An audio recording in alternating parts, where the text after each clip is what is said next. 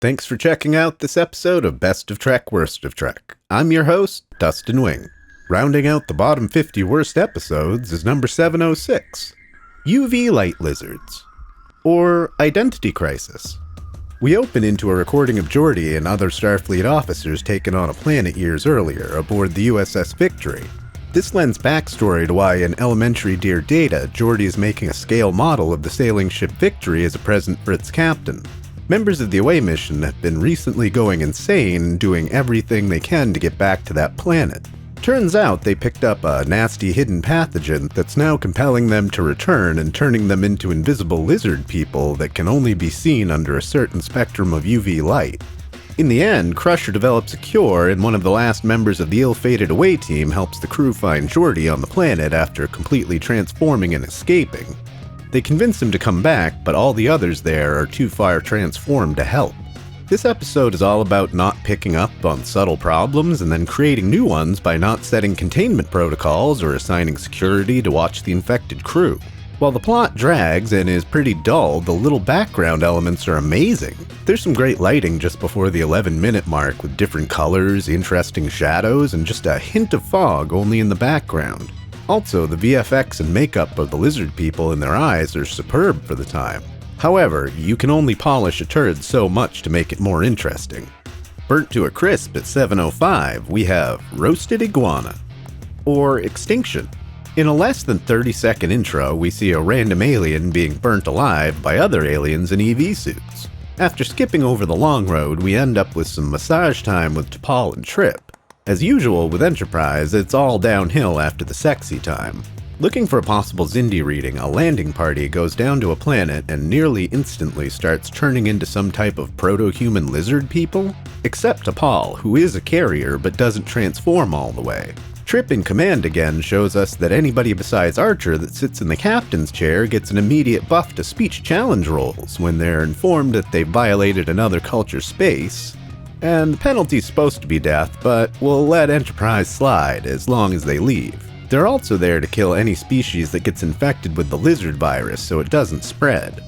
Turns out it's a virus designed by a dying race that drives anyone exposed to a deserted city on the planet. T'Pol gets messed with till the universal translator works, and Archer finds the city, but they're nearly burnt to death by the purification squads. Trip rescues them, Phlox finds a cure, and they space battle with the aliens for no good reason. Director LeVar Burton let the producers know he was ashamed to have directed this one, which is just a one-better rewrite of the TNG episode below this on the list. A decade after release, Brandon Braga said it's the most embarrassing episode of Trek he was ever involved with. It's got a couple of heartfelt moments in a really hokey story. Occupying all points of the ranking simultaneously is number 704, Lizard Babies, or Threshold. This is one of the infamously bad episodes of Trek where an ambitious plot misses the mark. The crew is trying to crack the Warp 10 barrier, which isn't just the next level of fast warp after 9, but to occupy all points in space simultaneously.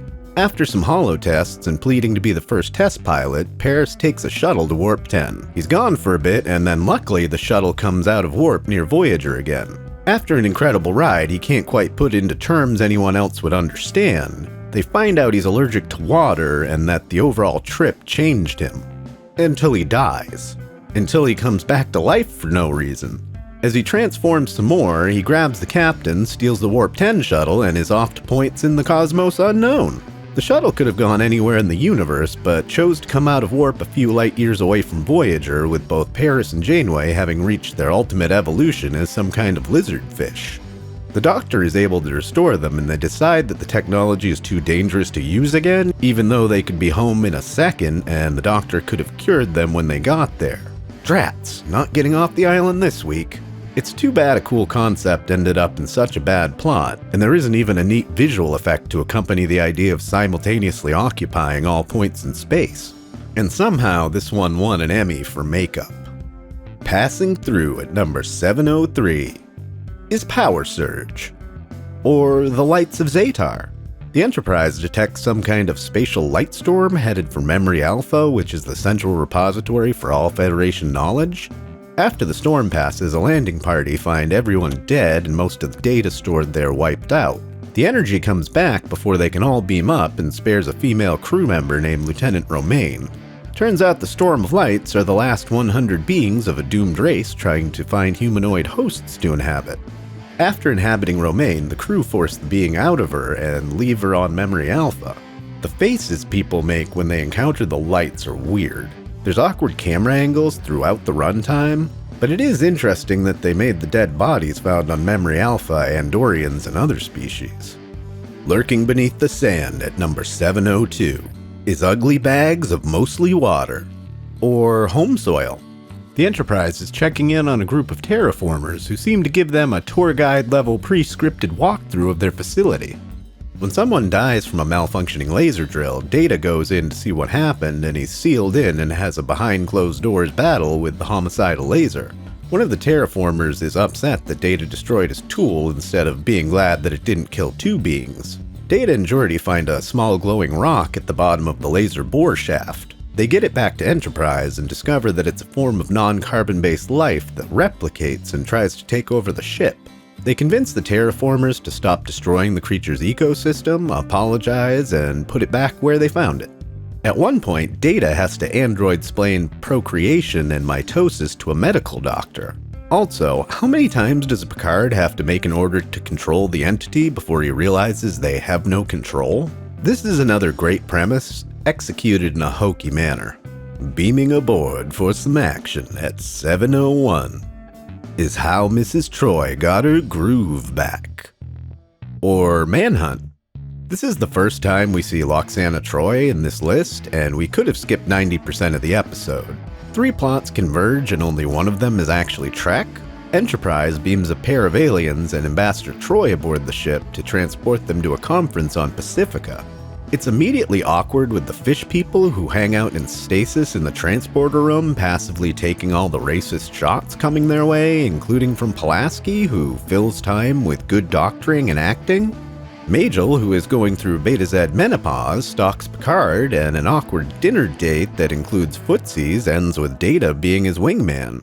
Picard escapes to Dixon Hill on the holodeck, and Majel follows him to exert her urges on a holodeck barkeep, which she's later ashamed to have fallen for.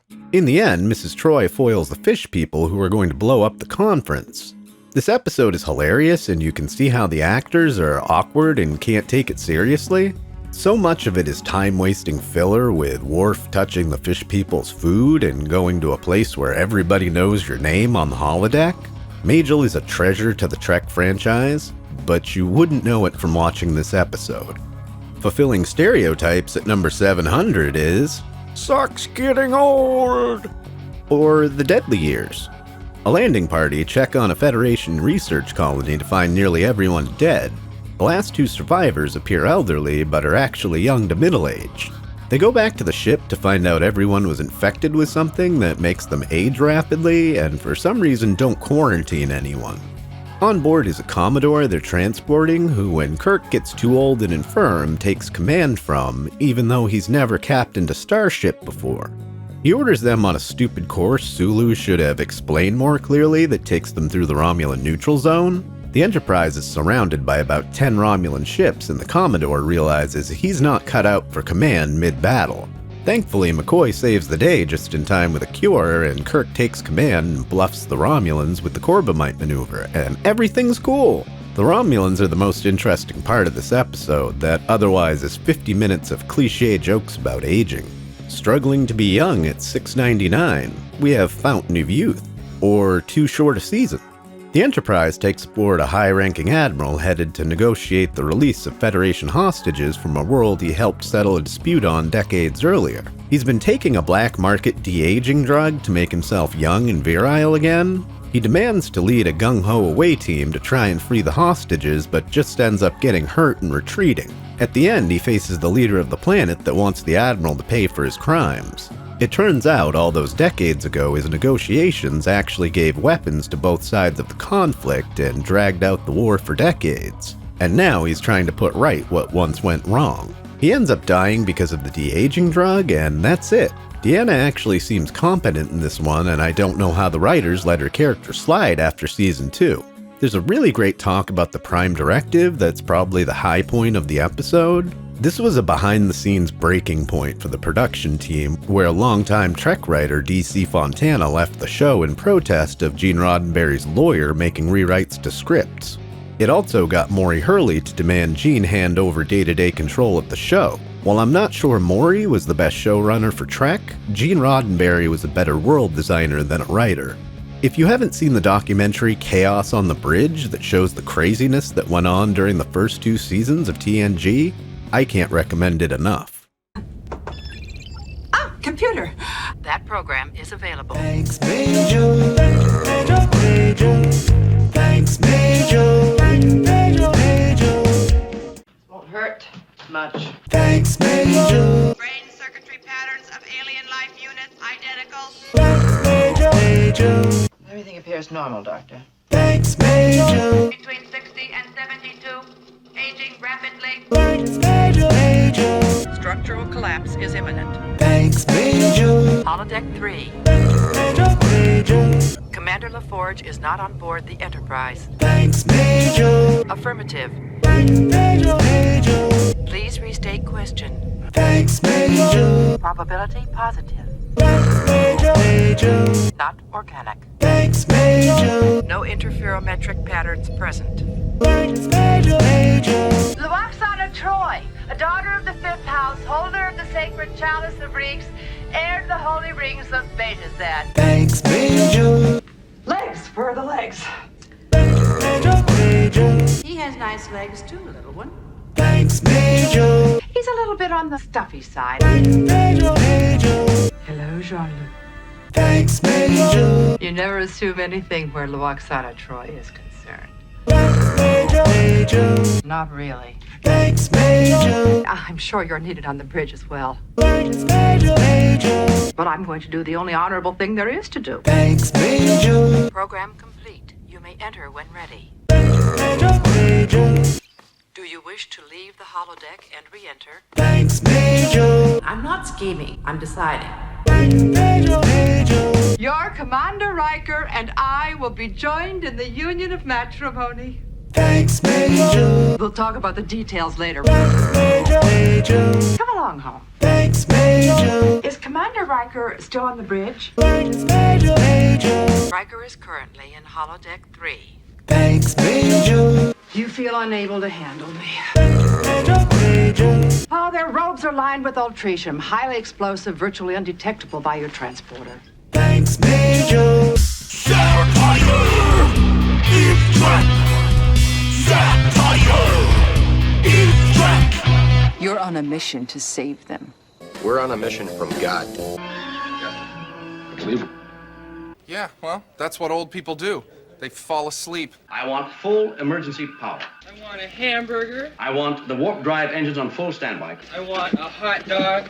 I want a milkshake. I want everything within about 2 minutes. Kirk out. I've lost them, Commander. They've gone to transwarp. They've gone to plaid. Jean-Luc? Shame on you for thinking such a thing. I can hear your nasty boy thoughts. Chamaharon! This boy wants Chamaharon! You're alive. I'm not dead. I feel happy. In the thick of these exercises.